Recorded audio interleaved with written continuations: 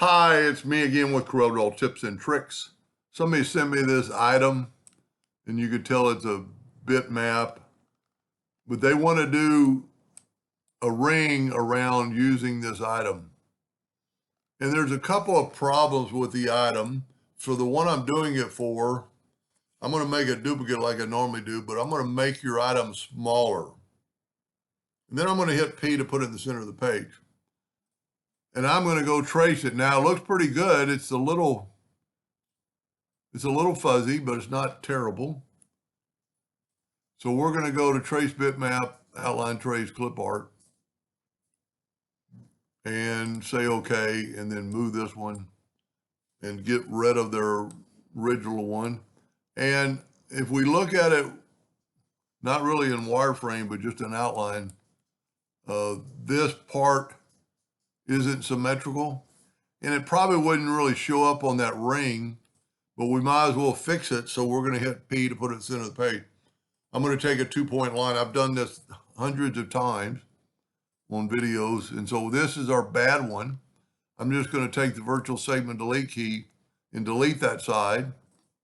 I'm going to go ahead and delete our line. I'm going to grab this and Control D while holding down the control button, move it over. Now, I'm pretty sure I'm not going to have a leak, but I'm going to put a rectangle around it and I'm going to fill that in. And what that did, that sealed it up where this is 2 pieces. This now is 1 piece. So I'm going to go back to fill. I'm going to put P, put it in the center of the page. And I'm drawing an ellipse.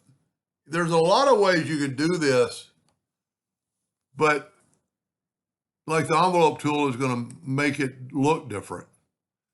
And just past experience, we're going to use object to path. And for some reason, object to path turns it over. So I'm going to go ahead and turn it over now. I'm going to go to object to path. I've got it selected. I'm going to shift select the other one. And I'm going to try 12. It's too many because my thing was too big. So I'm just going to go downhill to like 9. And that might look pretty good. Matter of fact, that looks real good. But you could just keep playing. Let's remember 9. Let's do 8.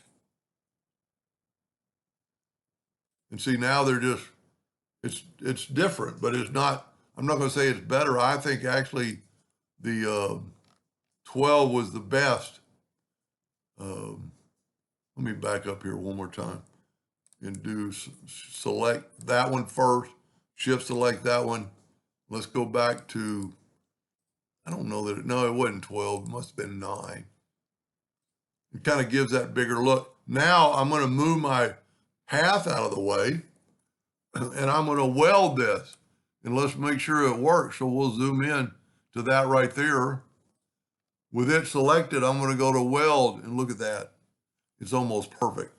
Now we'll fill it in with, let's use that yellow. It really shows up on a black background.